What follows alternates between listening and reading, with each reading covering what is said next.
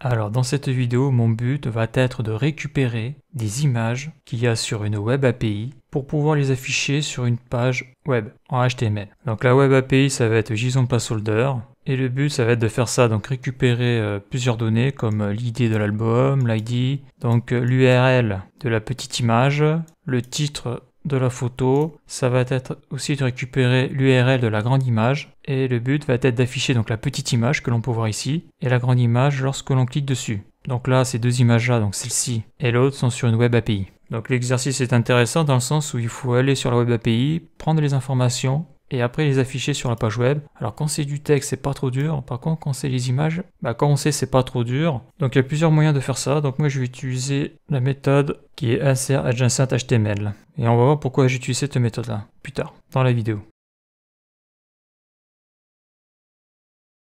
Alors les deux fichiers de base, ça va être donc l'index HTML, un fichier basique, dans lequel là j'ai mis le script pour rattacher le fichier JavaScript qui est ici. Le fichier JavaScript est vide. Donc après au niveau de la Web API, on l'a déjà vu, donc c'est JSON placeholder. Et ce qui va être intéressant dans JSON placeholder, ça va être ici là dans photo. Donc là on peut voir qu'on a accès à pas mal de données. Donc moi ce qui va m'intéresser, donc ça va être de récupérer ces informations là, dont l'image qu'il y a ici et cette image là. Donc le but c'est que lorsque je cliquerai sur la petite image, ça m'affiche la grande image. Donc bien sûr tout ça est hébergé sur la Web API de JSON placeholder. En tout cas tout ça c'est en ligne. Et à noter que les images sont faites avec placeholder.com. Donc c'est un service web qui fait ce genre de choses. Donc c'est des dimensions d'images, comme ça évite de mettre des images bidons. Là on a des choses qui sont calibrées, on peut faire des images avec n'importe quel type de dimension. Donc c'est quand même très intéressant de savoir que ça existe et qu'on peut l'utiliser pour faire ces mises en page sur son site web. Donc là je vais repartir de zéro, ça va me faire réviser parce que bon c'est quand même pas quelque chose de facile. Quoi si c'est facile quand on sait, mais quand on sait pas c'est super dur. Donc là je vais faire comme on avait pu voir sur les vidéos précédentes avec l'utilisation de fetch. Donc là je vais créer une constante data API. Comme mon but ça va être de récupérer les données. Donc je vais l'appeler comme ça data API. Je vais utiliser l'API fetch. Et après, là, je vais mettre l'adresse de la Web API. Donc la Web API, je l'ai ici. Donc sur le site JSON placeholder, je descends un petit peu. Je descends. Donc elle est ici. Sauf que moi, je vais prendre, au lieu de prendre to do 1, je vais prendre photo. Donc là, je fais CTRL V. C'est bon. Là, je vais afficher photo. CTRL S. Donc est-ce qu'il y a une erreur? Il n'y a pas d'erreur. Super. Donc après, je vais utiliser la méthode Zen. Donc data API.zen. Donc pour les promesses.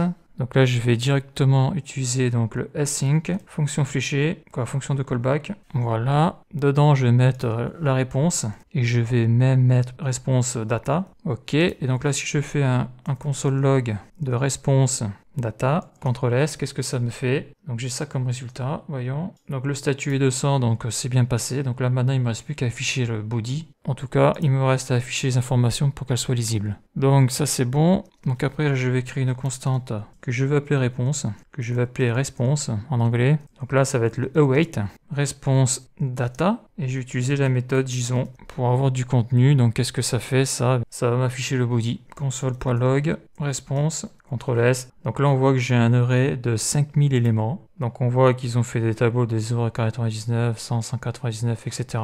Donc si je clique dessus ici, on voit que j'ai différents objets, l'objet 0, l'objet 1. Donc là je prends l'objet 0, dans l'objet 0 on voit que j'ai album ID 1, ID 1, thumbnail URL. Ici, le titre et la grande URL pour avoir la grande photo. Donc là, il faut que je récupère tout ça. Donc une fois que ça c'est fait, donc je vais faire la technique. Je vais utiliser le try et le catch. Donc là, je mets erreur. Là, je fais ça. Console log erreur. Voilà. D'ailleurs, là, j'ai oublié un petit truc. Là, j'ai fait un point zen. Donc théoriquement, j'aurais dû faire ici un point catch.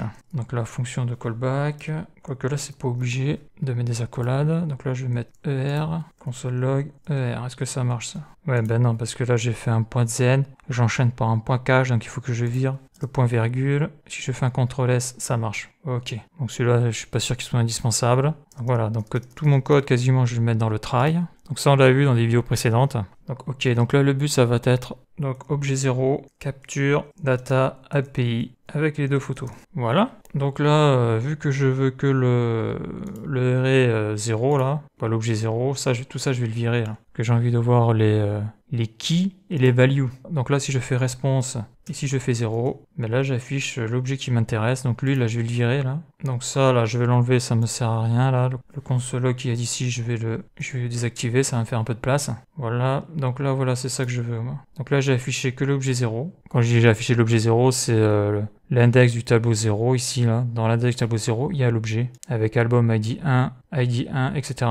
Donc ok, ça c'est bon. Donc maintenant il va falloir que j'aille chercher tout ça. Donc là ce que je vais faire c'est constante album ID, c'est comme ça que je vais l'appeler vu qu'il s'appelle comme ça, égale donc response, donc c'est dans le tableau qui a l'index 0, et là ce que je vais faire, je vais chercher la valeur, CTRL-C, CTRL-V, voilà, CTRL-S, il n'y a pas d'erreur. Donc là si je fais un console log pour vérifier, console log de album ID, si je fais un CTRL-S, on voit que ça m'affiche 1, donc 1 c'est ça. Donc là je vais faire la même chose avec l'ID, donc response, donc ça sera toujours response 0, hein, point ID, point virgule, CTRL-S. Là si je veux contrôler, je fais un log, ID, CTRL-S, donc ça m'affiche bien 1, 1, donc jusqu'ici tout va bien. Donc là maintenant ça va devenir un peu plus intéressant, ça va être de capturer le thumbnail URL, là, je fais un CTRL-C, que c'est pas évident à écrire ça, sans faire de faute, sachant que bien sûr s'il y a une faute d'orthographe sur le nom de la key, ça va être des soucis pour plus tard. Response 0, point, un petit CTRL-V, point virgule, CTRL-S.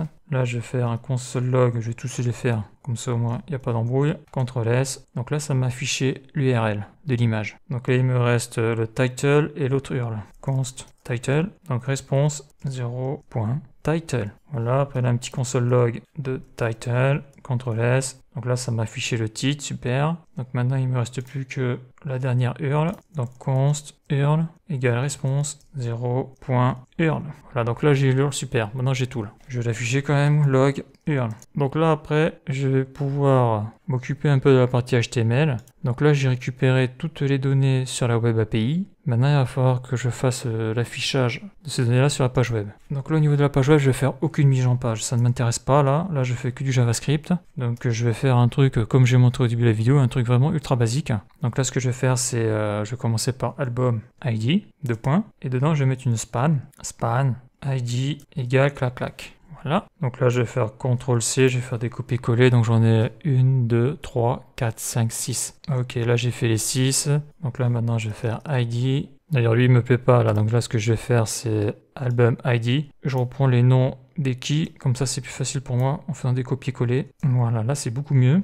Donc après qu'est-ce qu'on a? On a le thumbnail URL, donc ça c'est la petite image, voilà. Après on a le title, voilà. Après on a l'URL, ouais je vais tout afficher même si ça c'est pas trop utile mais j'ai envie de le faire quand même. Et après là je vais créer l'image. Image, span ID je vais marquer image 01. Donc là bien sûr il faut que je mette les ID ici là. CTRL-C, CTRL-V, je sélectionne CTRL-C, CTRL-V, CTRL-C, CTRL-V, CTRL-C, CTRL-V, CTRL-C, CTRL-V, et puis voilà. Quoi que j'aurais pu mettre, ouais non, image 01, on verra bien. Je vais laisser ça comme ça. Ok, donc là si je descends ça, ok, là on a tout, donc maintenant il faut afficher les valeurs que j'ai récupérées ici, il faut que je les mette ici. Donc les console log, je peux les laisser. Donc là ce que je vais faire maintenant, je vais m'occuper au niveau du DOM. DOM, objet, affichage, texte et photo. Donc là c'est toujours la même chose, donc là je vais faire une constante. Je vais commencer toujours par ma constante par affichage, et là je vais mettre un underscore, donc c'est le tiré du bas qui est sur la touche 8 en haut du clavier. Pourquoi? Parce que comme ça je fais juste un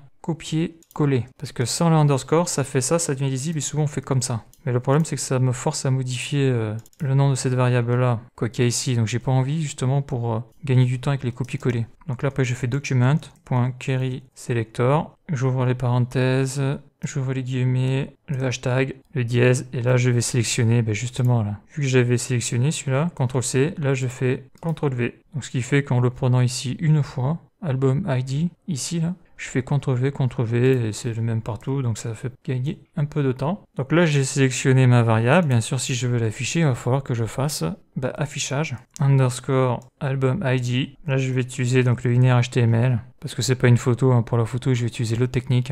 Il y a plusieurs moyens de faire ça, mais CTRL-S. Donc voilà, donc là, je viens d'afficher le chiffre 1. Donc c'est ce qu'il y avait sur Ils n'ont pas solder, album ID, sa valeur c'était 1, je viens de le mettre ici. Donc là je vais faire la même chose pour le reste. Donc const affichage ID égale document.querySelector et je vais choisir la valeur ID, CTRL-C, colle key ID, CTRL-V, CTRL-S. Donc là c'est pareil, là je fais exactement la même chose. Là je fais affichage ID, là je le sélectionne, .inner HTML égale CTRL-V, CTRL-S. Donc là j'ai rajouté l'autre valeur, c'était 1 aussi. Donc maintenant il ne me reste plus qu'à faire donc const affichage underscore. Alors là je vais faire un copier-coller là, CTRL-C, CTRL-V égale document.querySelector, parenthèse, guillemets, hashtag, quoi, dièse, et CTRL-V. Voilà, CTRL-S. Toujours pas d'erreur, c'est bien. Donc affichage, ID, donc affichage thumbnail URL.inner HTML, donc ça c'est juste pour afficher le texte, afficher l'adresse de l'image. Voilà, donc là on peut voir son adresse, l'image je l'afficherai après ici. Mais là j'ai envie de tout afficher. Donc après const affichage, donc title, égale document.querySelector, et là je mets title, CTRL-S, toujours pas d'erreur, donc affichage title.inner HTML égale title. CTRL-S. Ok, donc là il me reste plus que l'URL, mais après je pourrais passer à l'image. Donc const, donc c'est toujours la même chose, hein, affichage URL égale document.querySelector, parenthèse, guillemets, hashtag, URL. Et donc après pour l'afficher, affichage URL égale document.inner HTML égale URL, CTRL-S. Voilà, donc là j'ai tout là. Donc maintenant il me reste plus qu'à afficher les deux photos. Affichage des deux photos. Ok, donc là je vais faire différemment, parce que là j'ai affiché que du texte donc ça allait. Là il faut que j'affiche une photo et lorsque je clique sur cette photo il faut que ça m'ouvre la grande photo. Donc là ça va être plus complexe. Donc là je vais créer une constante que je vais appeler image 01. Donc 01 pourquoi? Parce que peut y en avoir plusieurs photos, hein. Là j'ai pris que l'index 0 au niveau du tableau, mais on peut le voir, il y a plein d'index. Donc après s'il faut tout faire à la main, ça peut être un peu fastidieux, hein. Il doit y avoir des méthodes, peut-être avec les classes, pour faire des choses un peu plus automatisées. Donc là ce que je veux c'est thumbnail URL, parce que c'est elle qui va s'afficher en premier. Voilà, donc ça c'est le nom de la constante. Donc là je vais utiliser les backticks, parce que dans cette variable là, tout ce que je vais mettre dedans, je vais mettre du code HTML, et ce code HTML, je vais après l'insérer donc au niveau de l'affichage avec insert adjacent HTML. Mais déjà il faut taper le code HTML, donc là je fais Alt-GR, donc le Alt de droite et la touche 7, plus espace pour avoir les backticks. Une fois que j'ai ça, après je vais faire donc les chevrons img src égale, et c'est là où c'est intéressant d'utiliser les backticks, $, accolade ouvrante et fermante, et dedans je vais mettre l'URL. Donc l'URL on la voit ici, c'est celle-là, je vais la mettre dedans, CTRL-V. Là je ferme le chevron, voilà, je fais un CTRL-S, qu'est-ce qui se passe? Pour le moment il se passe rien parce que j'ai mis le code HTML dans une variable. Maintenant il faut que j'affiche tout ça. Par contre ce que je peux faire, si je peux faire peut-être pour voir ce que ça donne, un console log, image 01 thumbnail, qu'est-ce que ça fait? Ouais, ça m'affiche le code que j'ai mis, le code HTML, plus l'adresse. Donc ça me sert à rien. Ben, on voit que ça a été pris en compte. Donc là je viens de mettre du code HTML et l'URL de l'image dans une variable. Donc pour pouvoir l'afficher sur la page web, il faut que déjà au niveau du HTML, donc j'ai défini le span ID image 01. Ok, donc ça c'est bon, donc l'image je vais la mettre ici là. Donc là il faut que je sélectionne const affichage image. Donc là je mets pas le 01 mais je pourrais. Document.querySelector et je vais sélectionner donc hop, donc ça c'est bon. C'est quoi déjà, je ne me souviens plus. L'ID c'est ça, c'est image 01. CTRL-C, CTRL-V. Voilà, donc là il n'y a pas d'erreur. Donc maintenant je vais afficher tout ça. Donc affichage, je choisis image, ça c'est bon. Point, donc là j'ai utilisé la méthode insert adjacent HTML. Donc là dedans cette méthode, il va falloir utiliser, il y a deux arguments à rentrer. Donc ces deux éléments ça va être donc la position et le texte. Et donc pour la position on a before begin, after begin, before end, after end. Donc moi je vais essayer after begin juste à l'intérieur de l'élément avant son premier enfant. Donc on va voir ça. Donc là la position je l'ai dit, after begin. Et donc après il faut que j'affiche le texte. Donc le texte ça va être ma variable qui est ici là. Image 01 thumbnail URL, CTRL-V parce que dedans j'ai tout le code HTML. Je mets les deux points, je fais CTRL-S, est-ce que ça va planter? Non, ça va pas planter. Donc là j'ai mon image, je zoome. Là si je clique il se passe rien, c'est normal. J'ai pas encore fini. Si je fais inspecteur, je vais là-dessus. Donc là je vais ouvrir mon inspecteur, je vais aller voir en bas. Là, on voit que l'image a été mise donc P, donc là on a bien l'image. Là j'ai la span, on voit que le code que j'ai fait là a été mis dans la span. Donc tout ça c'est bon. Donc maintenant moi ce que je veux là, c'est que lorsque je clique sur la petite photo, ça m'affiche la grande photo et que ça m'ouvre une autre fenêtre. Donc c'est là où c'est intéressant le insert adjacent HTML, c'est que pour faire ça c'est facile. Il suffit donc de faire un lien sur la photo. Donc chevron a href égale, j'ouvre les guillemets, je ferme les guillemets, je ferme le chevron pour pas l'oublier, et surtout ici, j'ouvre le chevron slash a, quand je ferme la balise des liens. Voilà, ça c'est bon. On voit maintenant que lorsque je passe la souris sur la photo, il y a un truc là, mais dans le lien, il n'y a rien du tout. Donc là maintenant, je vais mettre l'adresse de la grande photo. Donc là, je fais $, j'ouvre la collade, je ferme la collade. Donc la grande photo, c'est affichage URL. Voilà, donc c'est ici, hein, c'est celle-là. C'est const URL, donc c'est cette URL-là, CTRL-C, URL qui est à l'index 0 du tableau, CTRL-V, hop, CTRL-S. Donc là, si je clique dessus, on peut voir que ça m'affiche la photo. Le problème, c'est que je perds la page. Donc là, maintenant, il faut que je l'affiche dans une autre page web. Donc ça, pour ça c'est assez facile, quand on le sait. Il faut utiliser l'attribut target égale, j'ouvre et je ferme le double code, donc underscore, donc le tiré de bas sur la touche 8, et je fais blank. Ça, je le sais bien parce que sur mon blog WordPress, c'est comme ça que j'ai fait tout le temps quand je mets des photos. Et donc là, si je clique là, ça va s'ouvrir sur un autre onglet. Voilà. Donc là, j'ai ma photo miniature. Lorsque je clique dessus, eh bien, ça me le met en grand dans une autre fenêtre. Donc après, bien sûr, là, il y a une mise en page qui n'a pas été faite. Après, il faut faire les mises en page en CSS. Mais bon, voilà. Donc là, le gros intérêt de cette vidéo, c'est qu'on a vu comment récupérer donc les données sur la Web API JSON Placeholder. Donc ça, on l'avait vu sur le texte. Mais là, ce qu'on a vu surtout, c'est comment on affichait une photo, et même j'ai envie de dire 2 photos, vu que quand on clique dessus, on ouvre une deuxième photo, dont le lien vient de la Web API JSON Placeholder. Donc voilà, donc après, il y a peut-être d'autres méthodes pour faire ça. Et surtout, là, ce que je vois, la méthode que j'utilise là, bon, elle est bien, hein, mais si je dois faire 50 ID, bon, voilà quoi, le souci, ça va être un petit peu compliqué de faire ça manuellement. Donc il doit sûrement y avoir moyen de gagner du temps, ou de factoriser le code, si je devais en faire plusieurs d'affilée, par exemple, avec probablement les classes. Bon, là, j'y suis pas encore. Mais voilà, donc là, cette petite vidéo est très intéressante, car quand tu l'as jamais fait, ça, c'est une galère, sans nom.